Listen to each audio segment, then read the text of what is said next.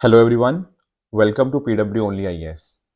दोस्तों, बात करें द हिंदू न्यूज़पेपर के फ्रंट पेज की, तो यहाँ पर आप नोटिस कर पाओगे कि सीएसडीएस लोक नीति के द्वारा एक सर्वे करवाया गया। उस सर्वे के अंदर कुछ बहुत इंपॉर्टेंट फाइंडिंग्स हैं जिसके बारे में मैं आपको बताऊंगा। जैसे अगर हम बात करें लोकसभा पोल्स की, तो ऐसा देखने को मिलेगा कि बेरोजगारी और कहीं ना कहीं जो महंगाई है, ये मेजर कंसर्न है सबसे ज्यादा लोगों का। यानी कि लगभग 50% लोगों का जो प्राइम कंसर्न है, दैट इज अनएम्प्लॉयमेंट एंड आपका जो प्राइस राइज हमें देखने को मिल जाएगा। साथ ही साथ अगर हम बात करें, यहाँ पर एक बात और करी गई है अनएम्प्लॉयमेंट की रिगार्डिंग। अगर हम बात करें सिटीज की, तो ऐसा देखने को मिल रहा है कि लगभग 65% लोग ये मानते हैं कि नौकरियां मिलना पहले के कंपैरिजन से मुश्किल हो चुका है। यानी कि 2/3 लोगों का लगभग यही मानना है। एंड अगर हम बात करें मुस्लिम कम्युनिटी की, या फिर उसके साथ ही साथ अगर हम बात करें ओबीसीज की, शेड्यूल कास्ट की, तो वहां पर भी उनको ऐसा लगता है कि नौकरियां मिलना अब आज के समय मुश्किल हो चुका है। इसके साथ में अगर हम बात करें ना क्वालिटी ऑफ लाइफ की, तो यहाँ पर थोड़ी सी अच्छी खबर ये है कि 48% लोगों ने इंडिकेट किया कि उनकी जो क्वालिटी ऑफ लाइफ है, या तो वो बेहतर हुई है या बिल्कुल थोड़ी सी बेहतर हुई है। 14% लोगों का कहना था कि वो सेम ही रही है। पर खराब बात यह है कि 35% लोगों का ये मानना था कि उनकी क्वालिटी ऑफ लाइफ पिछले 5 साल के अंदर खराब हुई है। अब देखो, एक जो इंटरेस्टिंग चीज है वो है विद रिगार्ड्स टू करप्शन। देखो, सरकार काफी सारे एफर्ट्स ले रही है करप्शन को कम करने के लिए, पर ये जो सर्वे है, ये जो प्री पोल सर्वे है, ये इस चीज को नहीं दिखा रहा, बल्कि इसके अपोजिट दिखा रहा है। अगर आज से हम 5 साल पहले की बात करें ना, तो लगभग 40% लोगों को लगता था कि करप्शन बढ़ी है। पर आज के समय नंबर 55% लोगों को लगता है कि करप्शन इंक्रीज हो चुकी है। तो आप नोटिस कर पाओगे कि अपने आप में सिर्फ 19% लोगों को लगता है कि करप्शन कम हुई है, बट बाकी लोगों को लगता है कहीं ना कहीं कि करप्शन इंक्रीज हुई है, जिसमें 55% तो बोल ही रहे हैं, बाकी कह रहे हैं कि वैसे सी ही रही है। तो ये आप नोटिस करोगे, कुछ इंपॉर्टेंट जो ट्रेंड्स हमें इन पर्टिकुलर सर्वेस के माध्यम से हमें देखने को मिलते हैं। ठीक है, किस तरह से जॉब अपॉर्चुनिटीज, कैसे कैसे चेंजेस आ रहे हैं, ये लोगों के दिमाग में क्या परसेप्शन डाल रहे हैं, ये कुछ इंपॉर्टेंट सर्वे की कुछ फाइंडिंग्स थी। तो डेफिनेटली बेरोजगारी और आपका प्राइस राइज तो है ही है, उसके अलावा डेवलपमेंट हो गया, करप्शन हो गया, राम मंदिर अयोध्या में जो बना है, बाकी और हो गया, ठीक है ना, इस तरह बाकी और चीजें, हिंदुत्व हो गया, रिजर्वेशन हो गया, इंटरनेशनल इमेज हो गया, ये भी बाकी और कारण बनते हैं जो कि लोगों के काफी कंसर्न बनते हैं एज पर दिस सीएसडीएस लोक नीति प्री पोल सर्वे। इसके साथ ही अगर हम बात करें, देखो केजरीवाल जी के बारे में हमने कल डिस्कस किया था कि कैसे दिल्ली हाई कोर्ट ने उनको मना कर दिया था। अब सुप्रीम कोर्ट के अंदर वो गए हैं, तो सुप्रीम कोर्ट इनकी मैटर को सुनेगा, मोस्ट प्रॉब्ली मंडे को सुनेगा, क्योंकि 11 और 12 अप्रैल को यहाँ पे कोर्ट की छुट्टियां हैं। तो शायद 15 अप्रैल को इनकी प्ली के ऊपर यहाँ पे सुनवाई करी जाएगी। दोस्तों, डेट है आज की 11 अप्रैल 2024 एंड आप सभी का स्वागत है आज के प्रीलिम बूस्टर न्यूज डिस्कशन के अंदर। पहले टॉपिक से स्टार्ट करें अगर हम, India EU trade and technology council. देखो, समझो इस बात को, जैसे कुछ कंट्रीज होती हैं आपस में ना इस तरह से काउंसिल क्रिएट कर लेती हैं। जैसे यहाँ पे मैं बात करूँ ट्रेड एंड टेक्नोलॉजी की, तो दरअसल में इनका फोकस पता क्या है कि दोनों देश या फिर दोनों जो एंटिटीज होती हैं वो साथ में मिलकर कुछ पर्टिकुलर सेक्टर्स को आगे बढ़ाने के अंदर काम करें। जैसे फॉर एग्जांपल, यूरोपियन यूनियन और यूएसए ने इस तरह से ट्रेड एंड टेक्नोलॉजी काउंसिल 2021 में स्टार्ट किया। फिर बाद में उन्होंने ये चीज इंडिया के साथ भी स्टार्ट करी। तो इस तरह से इंडिया के लिए तो पहला है ये किसी पार्टनर के साथ इस तरह से ट्रेड एंड टेक्नोलॉजी काउंसिल को बनाना, पर ईयू का ये दूसरा है। पहले उसने यूएसए के साथ बना रखा है। अब आप सोच रहे होंगे सर हम इसको डिस्कस क्यों कर रहे हैं। डिस्कस इसलिए कर रहे हैं क्योंकि अभी इंडिया ईयू टीटीसी ने क्या किया है, एक एक्सप्रेशन ऑफ इंटरेस्ट लॉन्च किया है हमारे स्टार्टअप्स के लिए। मैं आपको समझाता हूँ। देखो बेसिकली ना होगा क्या, जैसे ये अब इवेंट हो गया एक, ठीक है।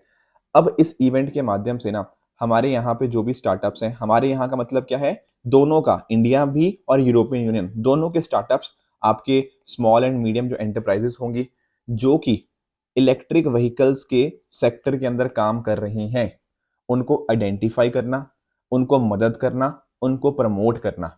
इससे क्या होगा, इससे देखो एक तो हमारा एनवायरनमेंट क्लीन होगा, एनवायरनमेंट बढ़िया बनेगा इलेक्ट्रिक व्हीकल्स के माध्यम से। एट द सेम टाइम दोनों देशों के जो स्टार्टअप्स है और जो स्मॉल एंड मीडियम एंटरप्राइजेस हैं वो भी कहीं ना कहीं और आगे बढ़िया हो पाएंगी। यहाँ पर दोनों देशों की कंपनीज के बीच में कॉपरेशन भी बढ़ेगा, साथ ही साथ ट्रेड के एवेन्यूज भी बढ़ेंगे, एंड आप कस्टमर रिलेशनशिप भी इसमें इंप्रूव कर पाओगे। साथ में ना जब ये इस तरह की चीजें होती हैं, आप एक चीज रियलाइज करो, यहाँ पर इस इवेंट के माध्यम से स्टार्टअप्स को इन्वेस्टर्स के साथ भी तो हम कनेक्ट कर पाएंगे। समझ रहे हो कि इंडियंस के पास भी डेफिनेटली अपॉर्चुनिटी है। हमारे इतने सारे स्टार्टअप्स आजकल आप देख रहे हो, शार्क टैंक वगैरह में बहुत सारे इलेक्ट्रिक व्हीकल्स या इन चीज़ों के रिगार्डिंग स्टार्टअप्स आए हैं। वो स्टार्टअप्स अपनी एक्सपर्टीज को इस प्लेटफॉर्म के माध्यम से अपनी एक्सपर्टीज दिखा पाएंगे एंड अच्छी खासी अलायंसेस बना पाएंगे ईयू के साथ भी। एंड अगर कुछ इनोवेटर्स को इन्वेस्टर्स की जरूरत होगी तो वो भी यहाँ पे साथ में मिलकर आ सकते हैं। तो इस तरह से आप नोटिस करोगे कि बहुत ही अच्छा कोऑर्डिनेशन प्लेटफॉर्म आपको देखने को मिल जाएगा। तो इस तरह से मिनिस्ट्रियल मीटिंग्स होती हैं हर साल एंड इससे कहीं ना कहीं अच्छा कनेक्ट बनता है दोनों देशों के अंदर। तो ये जो हमारा ट्रेड एंड टेक्नोलॉजी काउंसिल है, यहाँ पर आप नोटिस करोगे 3 अलग अलग वर्किंग ग्रुप्स यहाँ पे बनाए गए हैं। एक है पहला strategic technologies, digital governance and digital connectivity के रिगार्डिंग, जहाँ पर एआई हो गया, 5G 6G, क्वांटम कंप्यूटिंग, ये सब चीज़ें होती हैं। इसके साथ ही साथ एक है हमारा green and clean energy technology, जैसे अभी मैंने एग्जांपल दिया जिस चीज़ का। एंड एक है आपका trade, investment and resilient value chain. तो इस तरह से 3 वर्किंग ग्रुप्स इसके अंतर्गत यहाँ पे हमें काम करते हुए देखने को मिल जाएंगे। नेक्स्ट हम चलेंगे हमारे अगले टॉपिक की तरफ, दैट इज चीतल या स्पॉटेड डियर। अब इसको भी डिस्कस करना इंपॉर्टेंट इसलिए बन जाता है क्योंकि अगर हम बात करते हैं Andaman and Nicobar forest department की, वो सोच रहा है कि 500 चीतल डियर को ना पोर्ट ब्लेयर के बायोलॉजिकल पार्क के अंदर भेज दें। अब आप सोच रहे हो सर ऐसा क्यों भेज रहे हैं इनको? देखो मैं आपको समझाता हूँ। होता क्या था कि इंडिया में तो आपको चीतल या स्पॉटेड डियर अच्छे खासे देखने को मिलते हैं, कोई डाउट नहीं है इसके बारे में। पर अगर हम बात करें इंडिया का जो अंडमान निकोबार वाला रीजन है, वहां नहीं ये नॉर्मली मिलते थे। ठीक है, फिर आज कैसे मिल रहे हैं? अरे ब्रिटिशर्स ले गए। ब्रिटिशर्स ने कुछ वहां पे चीतल या स्पॉटेड डियर को वहां पे इंपोर्ट करवा दिया। ठीक है, और साथ ही साथ इनकी कोशिश थी ना कि भैया यार ब्रिटिशर्स को हंटिंग वगैरह आप जानते हो बहुत पसंद थी, तो जो लोग पोर्ट ब्लेयर में रहते थे उनको हंटिंग का शौक था, तो उन्होंने कहा यार इधर थोड़े चीतल भेजो। तो बहुत सारे उधर चीतल भेजे गए अंडमान निकोबार के अंदर। ठीक है, चलो ठीक है, तो थोड़ी बहुत पॉपुलेशन इनकी होगी चीतल की अंडमान निकोबार के अंदर, ये तो आप समझ गए होंगे। पर आप जानते हो कि दुनिया चलती है एक बैलेंस के साथ। अब ये बैलेंस कहाँ से आ गया? देखो ये क्या है, चीतल आपका है हर्बीवोर, तो ये घास वगैरह खाएगा बिल्कुल। और इसके ऊपर भी फूड चेन के अंदर कुछ आपके प्रेडेटर्स देखने को मिलते हैं जो इस चीतल को खाएंगे, राइट।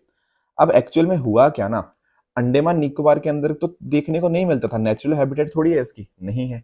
तो इस वजह से पता क्या हुआ, जो यहाँ पे कार्निवोर्स हो गया जो इसको खाते थे, वो कहीं ना कहीं कम एग्जिस्ट करते थे। तो जब प्रेडेटर्स नहीं होंगे इसको खाने के लिए तो एक बैलेंस नहीं बनेगा यहाँ पे। तो एक्चुअल में हुआ पता क्या, चीतल की पॉपुलेशन बढ़ती गई बढ़ती गई बढ़ती गई बढ़ती गई, क्योंकि कोई स्ट्रॉन्ग प्रेडेटर यहाँ पे हमें नहीं देखने को मिलता था। अब जब इतनी ज़्यादा इनकी पॉपुलेशन बढ़ जाएगी तो हमें सोचना पड़ेगा ना यार कि ये जो चीतल हैं ये कहीं ना कहीं वहाँ के लोकल लोगों के लिए काफ़ी इश्यूज क्रिएट कर रहे हैं। तो हमारी कोशिश है कि अब हम इनको रीलोकेट कर दें बायोलॉजिकल पार्क के अंदर। समझे इस बात को? तो ये थी पूरी कहानी। अब समझते हैं थोड़ा चीतल के बारे में और। देखो इसको बहुत सारे नामों से जाना जाता है, जैसे आपका स्पॉटेड डियर हो गया, चीतल डियर हो गया, एक्सिस डियर हो गया। ये इंडियन सब कॉन्टिनेंट का डेफिनेटली इंडिजिनस आपको देखने को मिल जाएगा।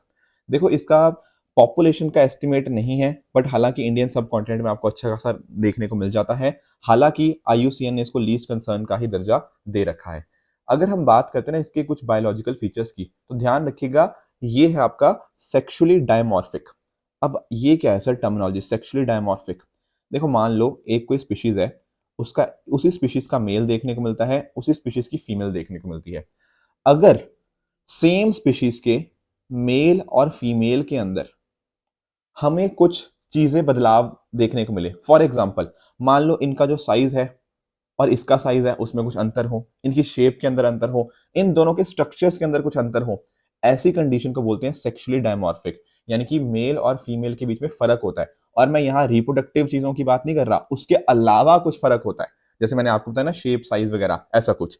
तो यहाँ पर जो आप यहाँ पे देख रहे हो ना, इस पर्टिकुलर चीतल या स्पॉटेड डियर के जो सींग होते हैं, वो सींग सिर्फ और सिर्फ आपको मेल्स में देखने को मिलते हैं, वो एंटलर्स आपको फीमेल्स के अंदर नहीं देखने को मिलते।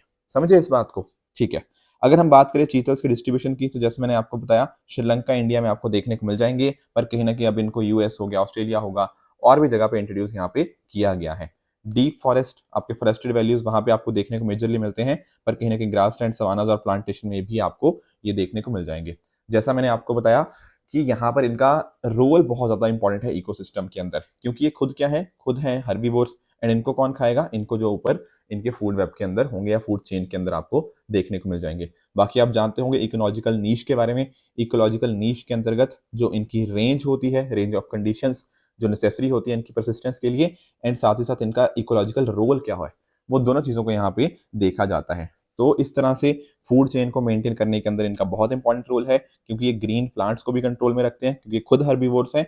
एंड कहीं ना कहीं जो वहाँ के लोकल प्रेडेटर्स हैं उनके लिए फूड का काम भी ये करते हैं। तो इस तरह से इकोसिस्टम के अंदर डेफिनेटली इंपॉर्टेंट रोल है। अगर ये नहीं होंगे तो प्लांट्स की पॉपुलेशन बहुत ज़्यादा बढ़ जाएगी, एंड उसी तरह से जो कहीं ना कहीं डियर के ऊपर डिपेंडेंट है ऑन फूड, उनकी पॉपुलेशन भी कम हो जाएगी, क्योंकि उनके खाने के लिए कुछ बचेगा ही नहीं। नेक्स्ट आगे बढ़ते हैं, Indo Pacific economic framework for prosperity, IPEF के बारे में थोड़ा डिस्कशन कर लेते हैं। देखो 2022 में क्या हुआ, 2022 में यूएसए और कुछ और पार्टनर कंट्रीज जो आपको इंडो पैसिफिक रीजन के अंदर देखने को मिलती हैं, उन्होंने यहाँ पे आईपीईएफ को लॉन्च किया। बेसिकली ये जो इनिशिएटिव है ना, ये यूएसए लेड इनिशिएटिव ही आपको देखने को मिल जाएगा। अब इसके अंतर्गत आज के समय आपको टोटल 14 देश देखने को मिल जाते हैं। आप यहाँ पे नोटिस भी कर पाओगे कि कौन कौन से देश आपको यहाँ पे देखने को मिलते हैं। अब ये टोटल यहाँ पे इसको इग्नोर करना, ठीक है। आज के समय आपको यहाँ पे 14 देश आपको देखने को मिल जाते हैं। चाइना देखो इसका मेंबर नहीं है, चाइना अलग से मतलब यहाँ पे बनाया गया है, but China is not a member. ये जो मेंबर्स है ना, यहाँ पे आप इन सबका नाम देख पाओगे, ऑस्ट्रेलिया हो गया, ब्रुनेई हो गया, Fiji, India, Indonesia, Japan, Korea, ठीक है, south Korea basically, Malaysia, New Zealand, Philippine, Singapore, Thailand, USA और वियतनाम। ये आपको कंट्रीज देखने को मिल जाती हैं इसकी मेंबर। इस पर्टिकुलर फ्रेमवर्क के अंदर ना टोटल 4 पिलर्स हैं। एक है ट्रेड का पिलर, एक है सप्लाई चेन का, एक क्लीन इकोनॉमी का, एंड आपका चौथा है फेयर इकोनॉमी का। देखो ट्रेड के अंतर्गत तो बात यही है कि किस तरह से आईपीएफ पार्टनर कंट्रीज आपस में ट्रेड के through economic growth, peace and prosperity बढ़ा सकती हैं। सप्लाई चेन का अंतर ये होता है कि मान लीजिए कोई डिस्ट्रप्शंस वगैरह होती हैं, तो वो डिस्ट्रप्शंस को हम कैसे कहीं ना कहीं कम कर पाएं, लॉजिस्टिक्स को कैसे बेहतर कर पाएं, एंड वर्कर्स को अपस्किल हम कैसे कर पाएं। क्लीन इकोनॉमी के अंतर्गत आप जानते होंगे कि हम पैसा क्लाइमेट प्रोजेक्ट्स के अंदर डालें, क्लाइमेट फ्रेंडली टेक्नोलॉजीज के अंदर डालें, ये सारी बातें। एंड लास्टली बात है आपके फेयर इकोनॉमी की, जहाँ पे बात करी जाती है आपके प्रॉपर टैक्स मेजर्स को लेने की, ताकि करप्शन वगैरह को हम कहीं ना कहीं कम कर पाएं। अब अगर हम बात करते हैं ना ये चारों पिलर्स की, तो सेकंड, थर्ड और फोर्थ, इसका तो इंडिया मेंबर है, पर ये जो फर्स्ट वाला मेंबर है ना, फर्स्ट वाला चीज है ट्रेड वाला, इसमें इंडिया का ऑब्जर्वर स्टेटस है। ये चीज आपको पता होनी चाहिए। एंड जब इस तरह से बहुत सारी कंट्री साथ में आती हैं, जो कहीं ना कहीं आप नोटिस करोगे दुनिया का 28% ट्रेड इन्हीं 14 कंट्रीज से है, दुनिया का 40% जो कहीं ना कहीं आपकी वर्ल्ड इकोनॉमिक आउटपुट है वो ये 14 कंट्रीज कंट्रीब्यूट करती हैं। तो ये इनिशिएटिव अपने आप में बहुत ज़्यादा इंपॉर्टेंट हो जाता है। तो Indo Pacific economic framework for prosperity का जो पहला क्लीन इकोनॉमी इन्वेस्टर फोरम है ना, ये वाला, ये तीसरे नंबर वाला, ये ट्रेड पिलर 3 वाला, ये आपका सिंगापुर के अंदर होने जा रहा है 5 और 6 जून को। बाकी आप समझ गए होंगे किस तरह से इनिशिएटिव है, एंड इस तरह से माध्यम से कहीं ना कहीं इन्वेस्टमेंट्स हो गया उनको मोबिलाइज करने की यहाँ पे कोशिश करी जा रही है। नेक्स्ट बढ़ते हैं आगे, फॉर एवर केमिकल्स इन बैंडेड्स। अब ये क्या मुद्दा आ गया सर न्याय। देखो आप लोगों ने भी कभी आपको चोट लगती है तो आप लगाते हो बैंडेड उसके ऊपर, बिल्कुल सही बात है। अब नॉर्मली हमें लगता है यार बैंडेड से क्या ही हो जाएगा, बैंडेड का क्या ही साइड इफेक्ट होगा, पर ऐसा नहीं है। एक ना यहाँ पे स्टडी करी गई है, मामावेशन एक एंटिटी है उसके द्वारा ये नोटिस किया गया कि बहुत सारी आपकी जो ब्रांड्स हैं उनके बैंडेड के अंदर ना फॉर एवर केमिकल्स देखने को मिलते हैं। अब पहला तो आपका सवाल आएगा ये आखिर फॉरएवर केमिकल है क्या।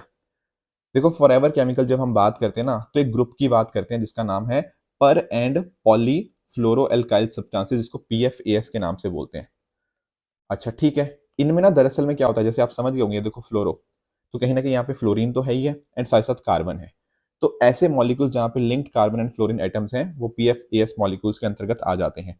जैसे फॉर एग्जांपल पर फ्लोरो ऑक्टेन सल्फोनिक एसिड, पर फ्लोरो ऑक्टेनिक एसिड, ये कुछ इंपॉर्टेंट एग्जांपल्स हैं। तो इस तरह से टोटल 15,000 इस तरह के सिंथेटिक केमिकल्स का एक ग्रुप होता है, उसी को हम बोलते हैं पीएफएएस ग्रुप। पर आपने सर ये नहीं बताया इनको फॉरएवर केमिकल्स क्यों बोलते हैं। फॉरएवर मतलब जो जिंदगी भर क्या, बहुत लंबे टाइम तक चले।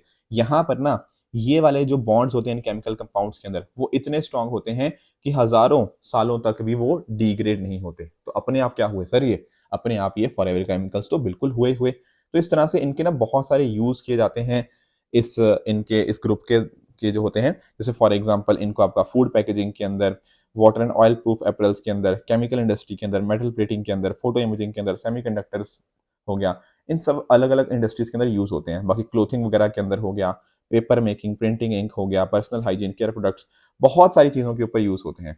तो दरअसल में अभी जो बात करी गई ना, जो नॉर्मली हम बैंडेड यूज करते हैं, ठीक है, जो पॉपुलर मोस्ट पॉपुलर ब्रांड है, उनके अंदर भी ये चीज देखने को मिली, ठीक है ना, फॉरएवर केमिकल ऑर्गेनिक फ्लोरिन।